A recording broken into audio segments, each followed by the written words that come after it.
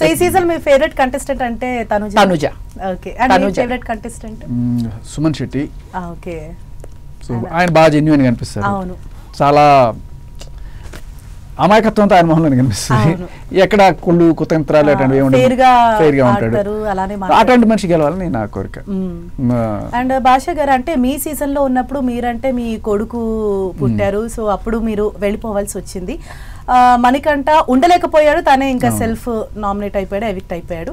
కానీ ఈ సీజన్ లో రాము రాథోడ్ హోమ్ సిక్ అని చెప్పేసి తనంతట తనే వెళ్ళిపోవటము, ఈవెన్ దో అంటే చాలా మందికి అది ఒక డ్రీమ్ బిగ్ బాస్ హౌస్ లోకి వెళ్ళటం, కానీ అతను హోమ్ సిక్ అని చెప్పేసి ఇలా బయటకు వచ్చేయటము, మంచిగా ఆడుతున్న టైంలో మీకు ఎలా అనిపించింది?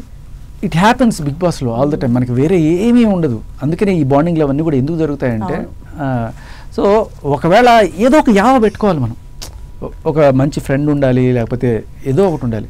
ఇవి ఎవ్వరూ మనల్ని పట్టించుకోవట్లేదు. ఇంకోటి ఏంటంటే బాగా అలోన్ గా ఫీల్ అయిపోయి తను ఏంటంటే ఎంటర్టైన్మెంట్ కూడా స్టాప్ చేశాడు. ఫస్ట్ లో ఉన్నంత పాటలు పాడడం ఎంటర్టైనింగ్ గా రాము చూసుకుంటే కూడా I was going to come to the same point, భాష డల్ అయిపోయాడు, ఎంటర్టైనింగ్ లేదు, ఊరికే వచ్చి వీళ్ళందరూ కాన్వర్సేషన్ మధ్యలో కూర్చోవడం, అది funny for certain extent.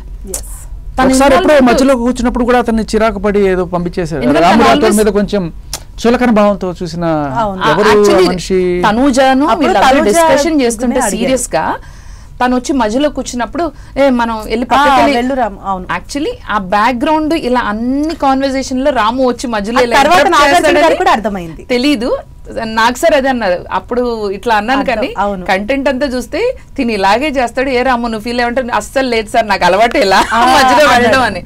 So ఒక 2 weeks నుంచి చూసుకుంటే రాము చాలా డల్ గా ఉన్నాడు. తను బయటికి హౌస్ నుంచి బయటికి వెళ్ళిపోవడమే తనకి మంచిది. He will be happy.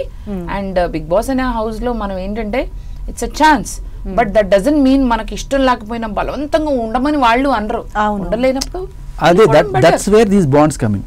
Bonds ఉన్నప్పుడు నీకు ఏదో రకంగా ఉండాలనిపిస్తుంది. సో ఎవరు కూడా మనం పట్టించుకోవట్లేదు, మనతో మాట్లాడలేదు అనుకున్నప్పుడు ఒక రకమైన లోన్లీ ఫీలింగ్. బాండ్స్ లేని వాళ్ళు ఏం చేయాలి తెలుసా, లోన్లీగా ఉన్నప్పుడు ఒక్కడే ఉండకుండా ఎవడెవడు ఏం మాట్లాడుకుంటున్నాడు అని చెప్పి ఒక గూఢచర్యం లాగా చేయాలన్నమాట. So when you can't be in a bond, B a bond. అది కూడా తను చేయలేకపోయాడు. అండ్ తనకి ఎవరు ఫ్రెండ్స్ కూడా లేరు భాష, చూసుకుంటే ఎవరితో కనెక్ట్ అవ్వలేదు పాపం. తన్ని అంటే ఎక్కడికక్కడ ఎవరి కాళ్ళు ఫ్రెండ్స్ అయిపోయారు, కానీ తను భాష నేను కనెక్ట్ అయ్యాము, ఫ్రెండ్స్ అయ్యాము. మేమిద్దరం ఇళ్ళల్లో చట్టపట్టాలు వేసుకుని తిరగడం, అవన్నీ మేము కరాటే చేయడం, చక్కగా డ్రెస్ వేసుకుని నీట్గా. నేను ఇప్పుడు ఎలా ఉన్నానంటే మామూలుగా అయితే దీన్ని చూడిదార్ అంటారు, ఇప్పుడు అంట. భాష నువ్వు నా మీద వేసిన పంచులు నేను ఎప్పటికీ మర్చిపోను. అసలు నిన్ను నేను ఏ రోజన్నా అన్నానా? నన్ను నువ్వు ఎన్ని మాట్లాడినావు తెలుసా? ఇప్పుడు కూడా బక్క బేబక్క అంట. ఓకే ఓకే చూసుకుందాం. స్క్రీన్ లో ఎవరిలా ఉన్నారండి ఇప్పుడు? ఆ మనిషిని కమ్మ కొంచెం క్లోజప్ ఎక్కువ పెట్టు, కొంచెం బ్రాడ్ గా చూసి కొంచెం